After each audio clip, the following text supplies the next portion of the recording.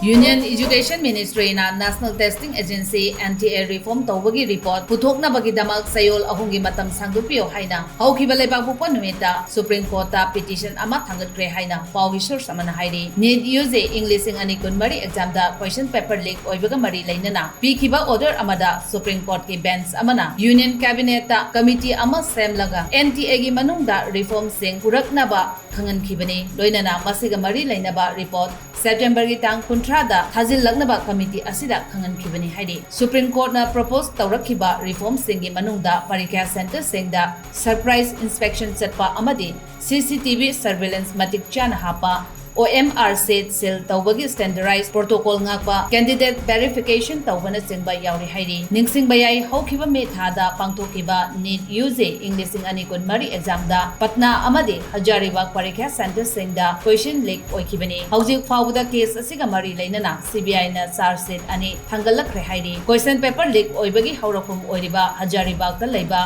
OC school ge principal Hansanul Hek vice principal Muhammad Imtiaz Alamki amadi atopa mioi marigi mathakta CBI na charge sheet ama puthokhrabani hairi CBI na hauzik fawda case asida chenaba mioi nifu nipan Haikhre haina source na makhatari